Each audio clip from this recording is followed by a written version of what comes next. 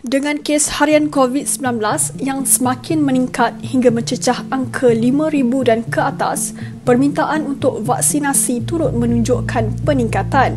Sebelum ini, Malaysia kini melaporkan bahawa sesetengah slot janji temu telah dijual secara senyap kepada mereka yang ingin memotong barisan bagi mendapatkan suntikan. Di mana silapnya apabila kesemua janji temu vaksin dikendalikan oleh kerajaan? Seorang wartawan Kini TV baru-baru ini menghubungi salah seorang ejen janji temu vaksin melalui aplikasi WeChat bagi mendapatkan pemahaman lebih jelas mengenai modus operandi mereka. Ejen itu yang berbicara dalam bahasa Mandarin, logat negara China, mendakwa mengenali sumber yang boleh memperuntukkan slot janji temu di pusat vaksinasi di Kepong melalui aplikasi MySejahtera untuk sesiapa yang mampu membayarnya. 钱是你先汇的，你先给钱，然后切你的那个 MySejahtera 里面的注册资料发过来，然后这边安排时间就会通知你，然后到那一天的时候，你那个系统才会出来资料，然后你才出发去打。如果你给了钱没有打到，肯定保证会退钱给你的。因为你也是朋友介绍嘛，肯定也是有信任，我也不可能为了那个钱然后就吃了吧。这个反正也没有强求，如果你相信你就打，不相信就不要打。 Kini TV tidak membuat sebarang pembayaran, oleh itu tidak dapat mengesahkan dakwaan individu tersebut. Namun, dia menyatakan bahawa dia aktif dalam beberapa kumpulan WeChat dan berusaha menggunakan dakwaan itu untuk meyakinkan kami. Sementara itu, seorang sumber lain memberitahu Kini TV bahawa ada individu yang menjual slot janji temu vaccination bayaran lah.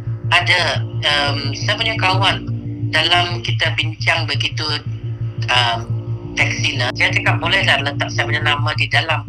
Dia kata boleh juga kalau begitu, tapi nak bayar lah. Saya tanya berapa nak bayar. Dia cakap kalau nak bayar vaccination outsider, saya nak bayar 380. Kesemua kes ini menunjukkan kemungkinan kepada penyebab masalah dalam sistem janji temu MySejahtera. Dr. Goh dari Perak memiliki klinik swasta yang juga merupakan PPV yang dilantik oleh kerajaan. Dia mengesahkan bahawa entiti perubatan swasta yang dilantik menjadi PPV oleh KKM diberi akses ke sistem MyVax yang menguruskan janji temu vaksinasi. Menurutnya, kesemua senarai penerima vaksin diatur oleh pihak berkuasa dalam sistem MyVax. Oleh itu, PPV hanya boleh mendapat dos vaksin yang secukupnya dari pusat penyimpanan vaksin berdasarkan senarai tersebut. Bagaimanapun, jika ada penerima tidak hadir, PPV mempunyai budi bicara untuk membuat janji temu MySejahtera yang baru untuk individu yang belum mendapat suntikan. Dr. Goh percaya sangat sukar untuk mengawasi bagaimana PPV ini memutuskan siapa yang akan dimasukkan ke senarai menunggu dan jika ada yang memperoleh keuntungan dari situ. Up to us actually. One day got how many thousand being vaccinated? I don't think so anybody can go and see, oh, what is your IC number? Oh my god, hey, wait, you're 18 years old, what now? Nobody know. If you push one group 50 fella inside, then sure people will cash lah. You push 2-3 fella one center, 2-3 fella one center one day, nobody can question you.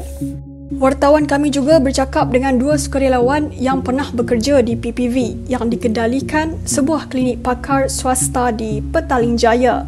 Para sukarelawan ini mendakwa kaki tangan di pusat itu yang semuanya bekerja di klinik swasta tersebut telah memasukkan nama pelanggan mereka sendiri dalam senarai menunggu pemberian vaksin. Beberapa penerima vaksin dalam senarai itu turut hadir dengan surat jemputan dari klinik. Mereka ini kemudiannya disuntik dan diberi janji temu MySejahtera ketika itu juga. When the second day when it comes, there is more and more of them coming in and say that they received a call from they received a call from. However, they rejected many of 60, 70, even 80 years old folks who came forward. Many of them, they waited for long, almost 2 hours the first days, okay? They never get the jab. And some of them came, waited 45 minutes, on the second day also didn't get the jab.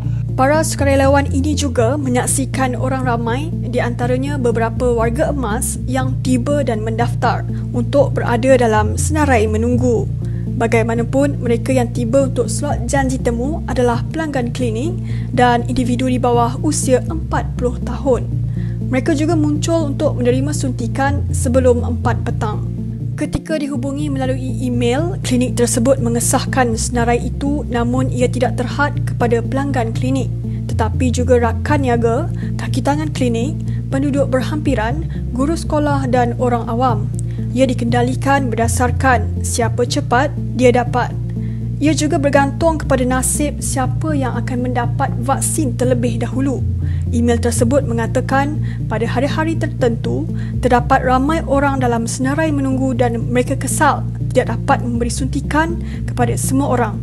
Namun klinik tersebut tidak menjelaskan berapa peratus dalam senarai menunggu itu dibuka untuk orang awam, terutamanya kepada golongan warga emas, dan apakah langkah yang telah diambil bagi mengelakkan situasi penerima muda diutamakan berbanding warga emas daripada berulang lagi. Berikut adalah kenyataan Menteri Penyelaras Program Imunisasi COVID-19 Kebangsaan, Khairi Jamaluddin, ketika ditanya Kini TV mengenai kemungkinan terdapatnya kelompongan dalam sistem MyVas dan MySejahtera. Initially, the backup list was only managed by CITF. However, the backup list system has evolved, where in some states, the Jabatan Kesihatan Negeri supplies the backup list, while in other PPVs, the healthcare organization will be using theirs. But this has to be approved by the penyelaras at the PPV, usually a representative from Kementerian Kesihatan. We are aware of some of the loopholes in the backup list mechanism, and we are working on plugging these loopholes as quickly as possible. Ketika rakaman ini, masih terdapat sekitar 600,000 warga emas di Malaysia yang sedang menunggu dos pertama vaksin mereka. Ia menjadi lebih penting lagi sekarang untuk mencegah pelaku buruk menyalahgunakan sistem dan mengganggu keutamaan vaksin. Oleh itu, sebagai warga negara Malaysia, jika anda menemui sesiapa yang menjual janji temu vaksin, jangan berikan wang atau perhatian anda kepada mereka, dan sebaliknya, laporkan kepada pihak berkuasa. Bersama-sama kita dapat mewujudkan sistem yang lebih baik, yang adil dan saksama.